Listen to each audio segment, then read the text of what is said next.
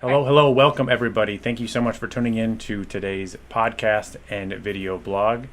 I'm so excited to have today's guest, Malin Roghelia, out of Georgia. She is a photographer and also an entrepreneur as well.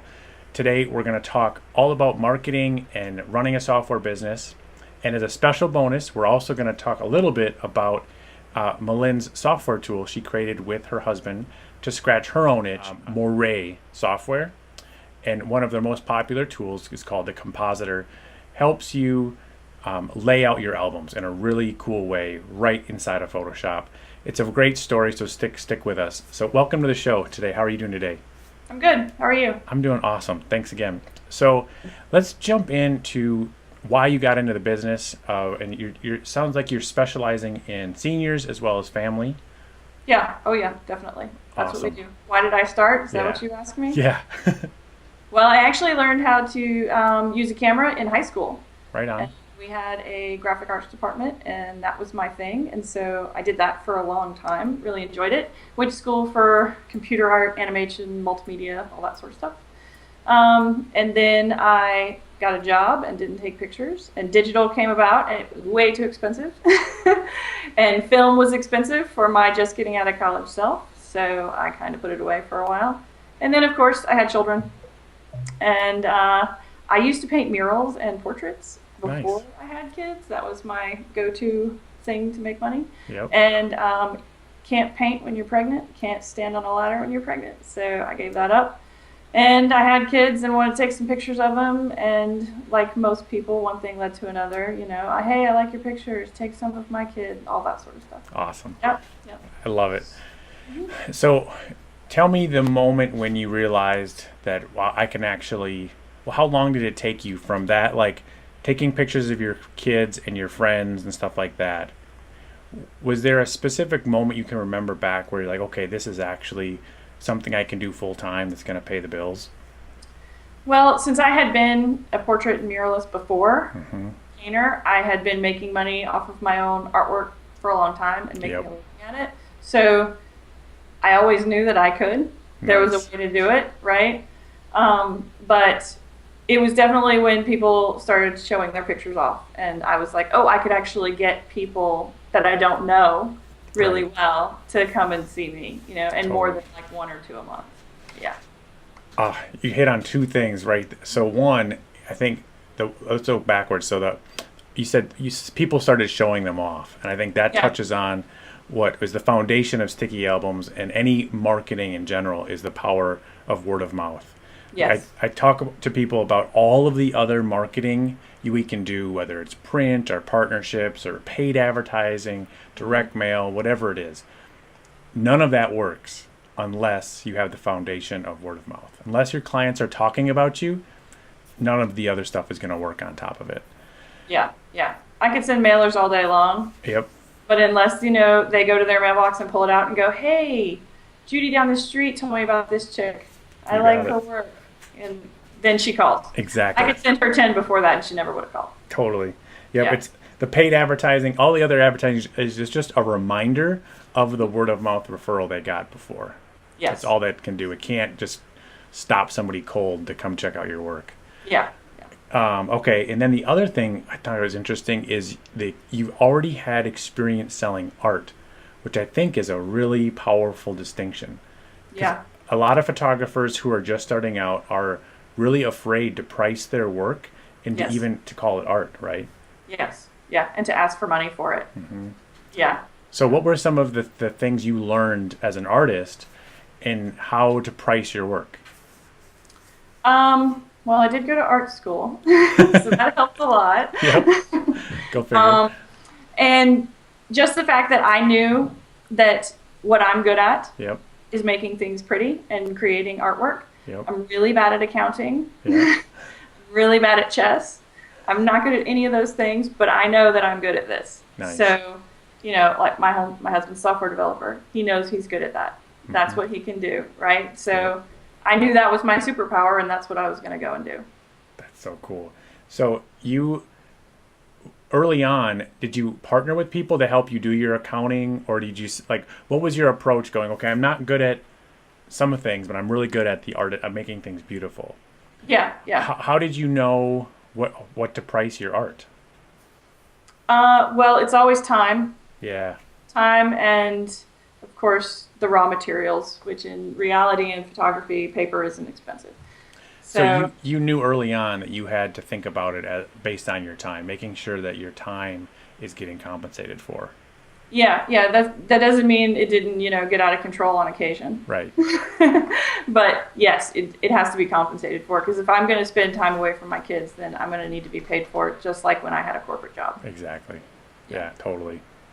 That's it's so powerful, and I think it's hard. People, whenever we blend our passion with our business, it's a delicate ebb and flow of like you're in the zone working on something, whether it's a piece of painted art or photography art, and you're in Photoshop or whatever you're doing.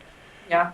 The hours can just disappear all of a sudden, and it's if we're not careful, that can become routine, and all of a sudden your hourly wage is not what it needs to be. Yeah, yeah. Workflow and time management is those words I use a lot. Right on. It's a very big part of our business. Yeah. So, well, because we're talking about time, we'll come back to. I want to also talk about some marketing things you've learned along the way. It sounds like you've also grown your studio. How long have you been in business, and do you have in person like a studio, brick and mortar, or you work out of your home? So I started out going on location, like Yep. most people. And about 2.5 years ago, actually 3 years ago, we moved into an office. Yeah.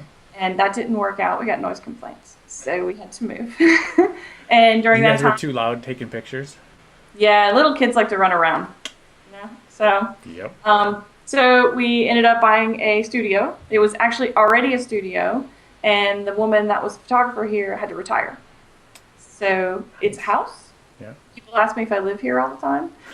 I'm actually in one of the old bedrooms. It's our camera room now. So, Nice. yeah, it's like an old farmhouse. It has a yard with big gardens all around it. The upstairs is all a big camera room. We have a makeup room, changing rooms, that whole thing. Yeah. Good for you. So how long from when you first started? What's the whole Oh, timeline? 8 years. 8 years? 8 years. Yeah. And then you've been in this new home, this studio / home for how long? 2.5. Nice. Congratulations. So from a time management perspective, I heard earlier that you have an intern. Any other employees, and what's the process when you make that first leap to delegating and to hiring other people on your team? That's a scary moment. Yeah, I have a office woman, Yeah. girl, yes, secretary, assistant, ruler, Yeah. phone diva, all of those, yes. She basically controls everything except Yeah. for the pictures. Nice. She answers the phone, she does the scheduling, she deals with makeup people, she deals with all the small fires and the clients, day-to-day stuff. Everything. That when you're working on a small company, you've got to be able to do everything, right? Yeah, you got to wear a lot of hats. Yeah. Yeah, she sweeps the floors too. That's actually one of the big rules here is if you work here, you sweep the floors. Nice. I like it. Everybody sweeps. Yeah. I like it. We also have a girl that works, she's a high school student. Yeah. She's actually headed off to college and we're super sad about it. Yeah. She is great, but she works here in the evenings from 2 to 5. She answers the phones and she's awesome. Usually our afternoon girl just answers the phone, does really small things, but she's super great. So she does more. That's awesome. So if you could give somebody who's on the fence in that, like, they're growing their business, but they're stressed out, they've got juggling too many things themselves. Yeah. Based on some of sounds like some good hires, and I'm sure you've had some not so great along the way, whether it's an employee or an intern, what advice can you offer on how to hire and first find and then hire the right people that work for you? Yeah. Well, whenever I'm looking for a new person, because it does happen, we actually had a little changing of the guard a couple months ago. Our original office girl, she had to move because of her husband's job, so we had to hire somebody new. So I am active in the community, chamber, Rotary, all of those things. I'm not like super active. I don't go like once a week to all their stuff, but I know the people. I go to lunch with them and see them around. Right so on. my first thing to do is always contact the people I know that are in the community and say, listen, I got a job to fill, and these are the kind of people I need. Yep. The worst thing in the world that I ever do is put an opening on Facebook. Good to know. Everybody and their brother calls you immediately and shows up at your front door. Yeah, you don't want that. You want somebody that knows you and knows your business and knows what you're looking for. Yeah, knows you on a business level, not a personal. Yes. Yeah. Even that said, I probably interviewed 13 people before I hired the girl I have now. Good for you. What's a favorite interview question? Do you like people? That's awesome. Gotta like people. Yep. Yeah. The people skills I read over and all over that, especially when you're hiring people that are going to be working with your customers at Sticky Albums, like customer support is so important because number one. That like they are the ones that are interacting with your customers almost more than you are. Mm-hmm. And yes, right? Most definitely. I tell them first interview, they walk in, I said, believe it or not, I am hiring you for the most important job in this entire studio. It's not mine, it's yours. Because you're answering the phone, you are the gatekeeper. Yep. And if you screw up my clients and they don't like you, then they don't like me. Yep. So they have to be perfect. Yeah. I mean, I can teach them how to do email and teach them how to sell photos and run software and do all the little things that need to be done. But I can't teach somebody how to like people. Perfect. Perfectly said. Oh, good stuff. Okay. So that's growing the business. Exciting stuff. Congratulations. That's phenomenal. I hear a lot of people struggling, having to close their studios or just staying working out of their home and working on location. Some obvious benefits of working in a studio is you're not rained out if you're doing an in-studio session. You can continue to keep your volume, and I think that's one of the biggest challenges of shooting on location is having to deal with schedules and the weather. I still have to deal with it, but yes, I had a pop-up shower during a session just yesterday. Yep. It happens. It's part of the deal, yeah. I have a place to hide. Yeah. Is the thing. Yeah. Right on. Break out the umbrella. Yep. Okay, so let's switch gears to marketing. And what are some of the things you've done over the years to keep the doors open, to keep people coming in, keep the phone ringing? What are some of the marketing strategies just on a high level? What's your approach to marketing? And then if you have some good examples that have worked well over the years, we can share those too. Okay. Marketing to the clients I already have first. That would be key. Yep. I already have their attention and they already know me. Yep. So they're more likely to either pass on, hey, Malin's doing this special thing, you should go check it out, or they're going to call themselves. Yep. Perfect example, I photographed a senior 3 years ago. They were new clients. I had never met them before, photographed him. And they have a new senior coming up now, who's a girl. And I sent out an email blast that basically we have our sessions. They go on sale and stuff like that around here. So I sent out a quick email blast about it, and that's how she remembered that she needed to come in.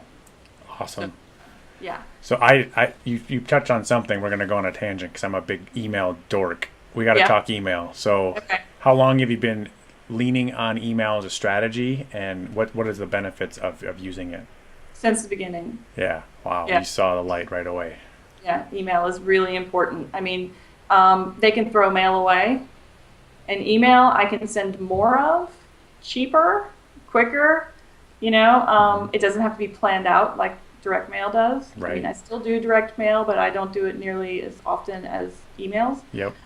Also, if I'm consistent with the emails, people begin to rely on them. So it's sort of like an update. Like we do special events here. So we'll do like one day of we do Santa Claus. So we'll do a full day of Santa Claus. So people are waiting for that email to know, oh, she's starting to schedule for Santa, or she's starting to schedule seniors, stuff like that. So if it's consistent, they start to depend on it, become part of their life.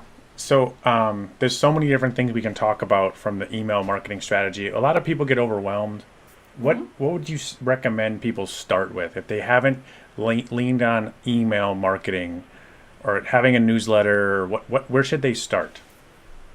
Whether or not they should do email? Yeah, if they're just getting started with it, they want to do it, but they don't know what tools do I have to buy? What should I focus on collecting emails first, or what should I send in my email newsletter? We get a lot of questions like that. Do I send a newsletter? Yeah. Well, your database is gold, so Yeah. you need to keep that updated.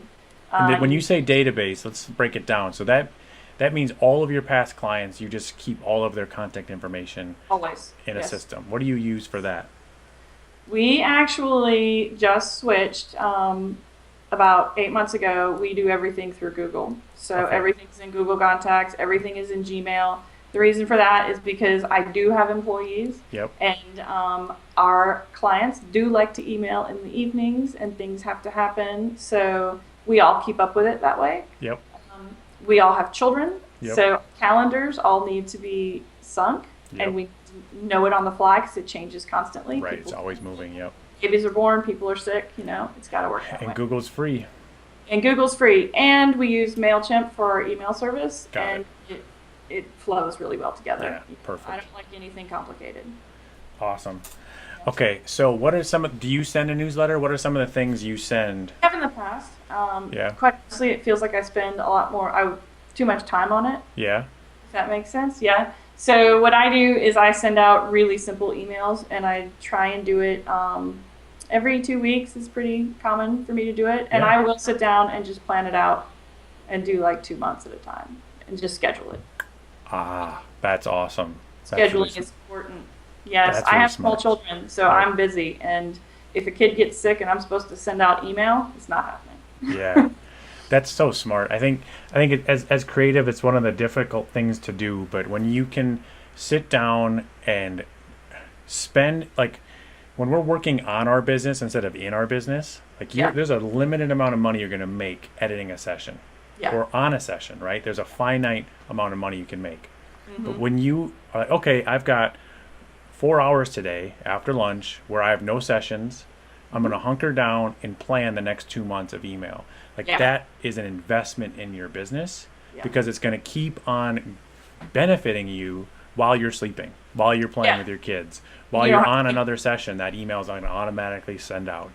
Yeah.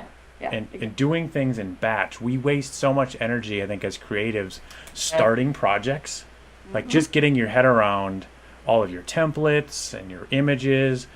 And if you've got every time you're going to do a newsletter, you have to sit down and think through the format all over again. Yeah. Yeah, no. You're wasting all of this pickup time and set down time, batch Yeah. processing. Oh, it's so smart.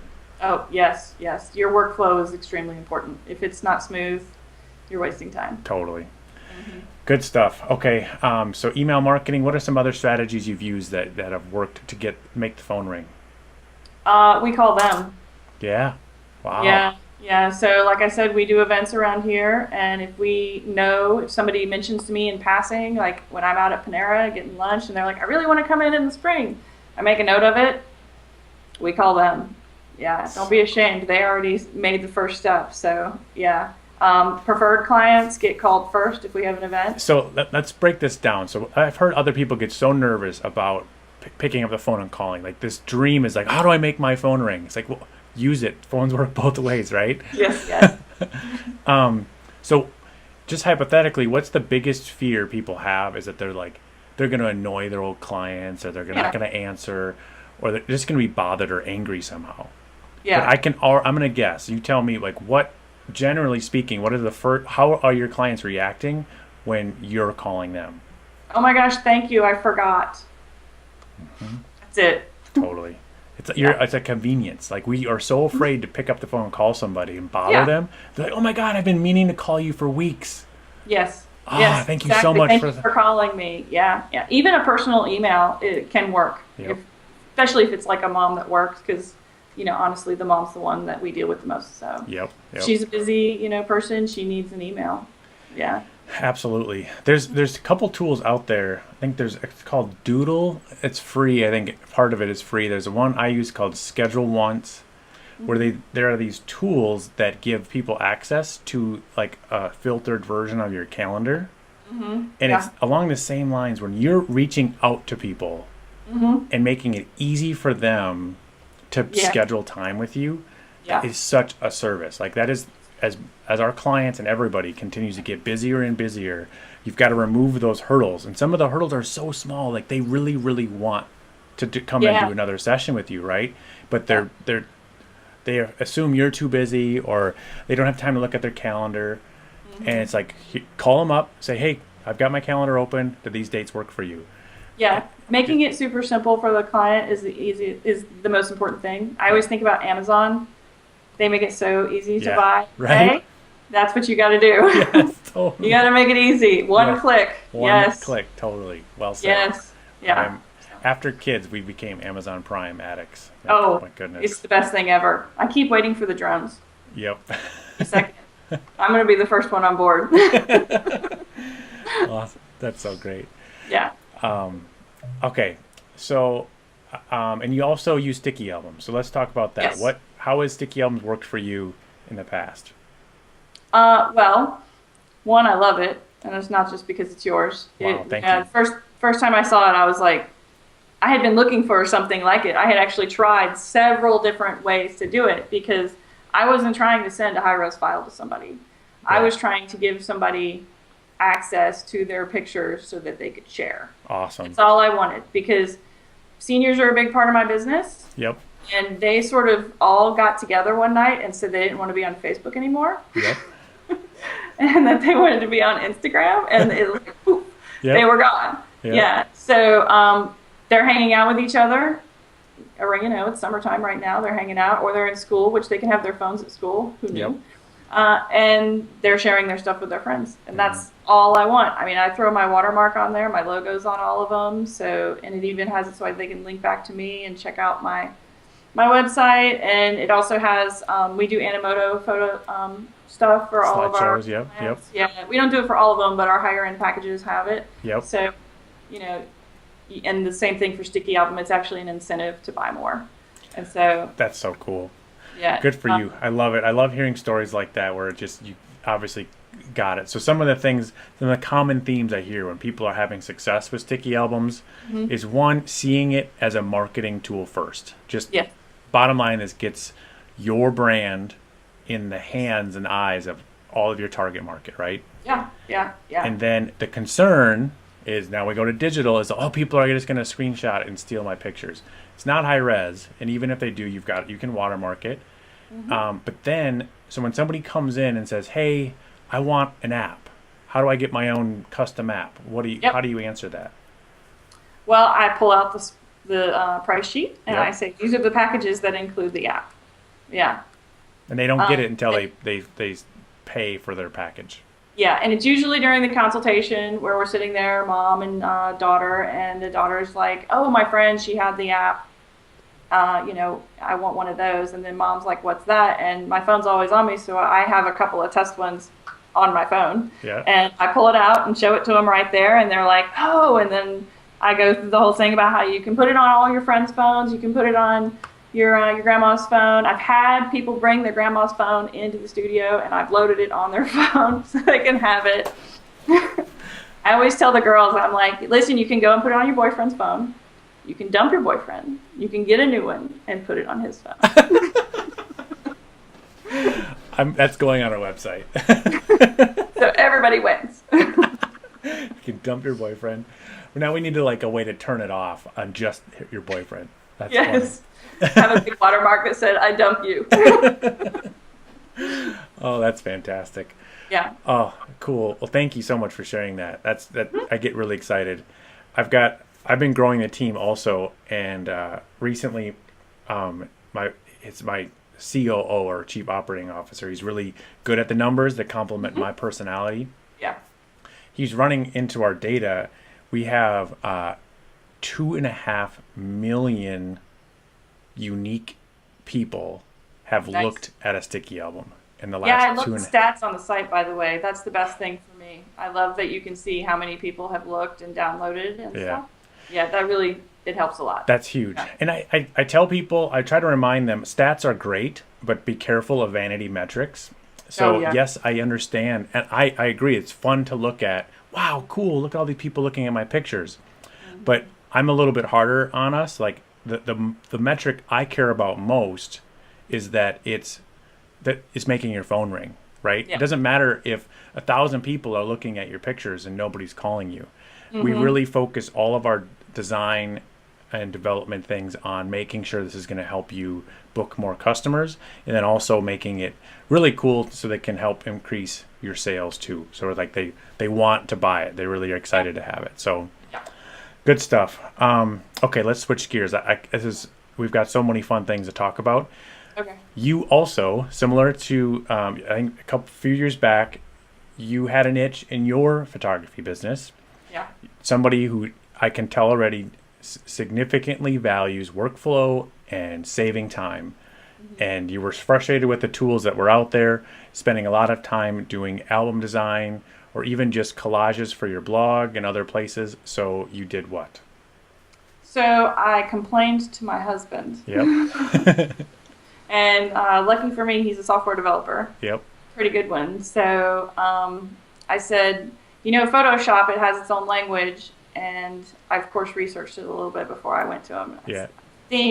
I think you can build me something. It looks like all the parameters in the tools are there. You're an expert salesperson too. Like knowing exactly how to pitch it. Like, I don't know. I think maybe it's like the perfect way to entice a developer to like, I got a puzzle for you. Yes, exactly. Yep. So of course he sat down and he looked at the Photoshop language and looked at what I wanted and came up with a plan. Of course he's a developer, so there was a whiteboard involved.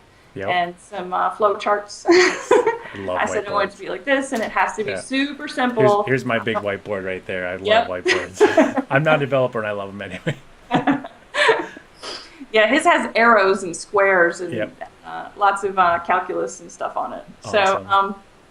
So, he sat down and started doing it, and I said it needs to be really, really simple. I don't want anything complicated because it takes up too much time for me to figure it out. Yep. And he built it for me, and I used it for a while to do storyboards because I had, storyboard actions and storyboard templates, and quite honestly, I was resizing images constantly and doing the math, which I take better photos and do math, and it was becoming too big of a problem. And so then I wanted to take it off my price menu. I didn't want to offer it anymore because but it was a good seller. So he built it for me, and I used it, and then I said, I think I can sell this to a couple of people. Right on.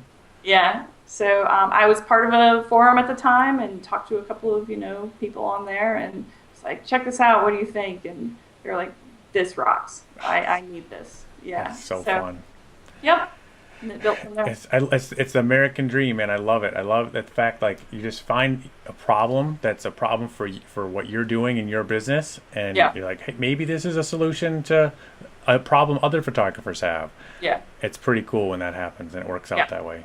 Yeah. It's also great, like, because I was using it for blog posts and stuff at the time. Yep. And, it makes that a lot easier too. So in full transparency, I have not used it yet, but two people on my team, they're like, Nate, you got to get Malin on the weekly podcast.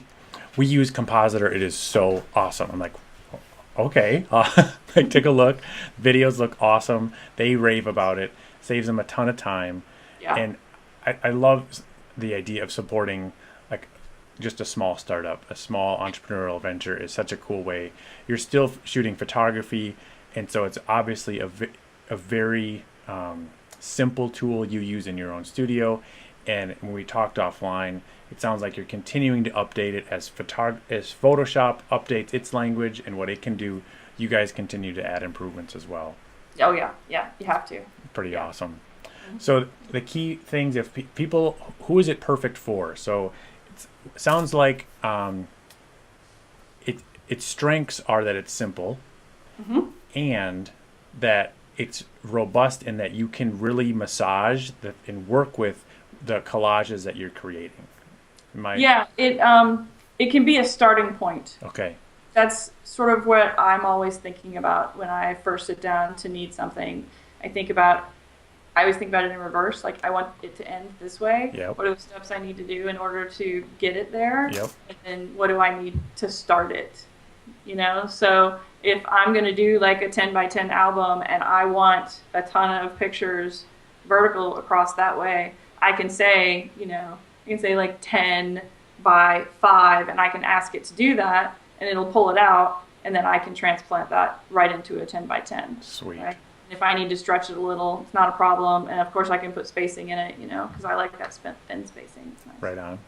Yeah. So it gives you're not locked into specific templates. It sounds like it's very, it can create different collages that'll fit within your defined limitations. Yeah, and it's awesome because it actually puts all the images on different layers. Yep. Right? So I'm going to use an album as an example again. I was doing a 10 by 10 page for an album, and Yep. I wanted the background to be a picture. Yep. So, and I knew if I threw the picture in there, my picture wasn't square. Right. I knew I was going to have to move my picture afterwards. So that's already done. And then I wanted 3 pictures along the side, but I knew also that if I asked it to do that, the compositor was going to stick it in the middle. Yep. Which I didn't want it in the middle. But once it was done, then I could just choose those layers and move the pictures over. Yep. And boom, it's done. Oh, so awesome. So because that's the huge benefit of being in Photoshop, is you start with your tool to get it pretty darn close, and then, guess what? Guys, we're still in Photoshop. So now go jump into any layer, make this one black and white, move this one exactly where you want it. That's exactly. Cool. You didn't have to go back to the original file, make it black and white, export it, bring it back in. Yeah, it's a big thing. Genius. I love it. That's so cool. Well, Thanks. Good news is you're giving away it's a single time download for people who want to check it out. We'll add the links in the blog post below. Please check it out. Enter to win. We're going to give away 1 license to it. I will also give away an annual subscription to Sticky Albums. So enter in the contest below, spread the word. And I love ending the podcast now. The podcast itself is sponsored by Sticky Albums. When we go to trade shows, people keep telling us how important education is and how they can improve their business, and even the tiniest little tips and tricks, learning from photographers like you who are in the trenches making it happen. So thank you guys so much for tuning in. Email me at nate@stickyalbums.com with any feedback. What did you like? What didn't you like? And if you've got any topics or suggestions you want us to cover on the show, let us know. And thank you again so much, Malin. It was great chatting with you. Have an awesome rest of your day. Thanks.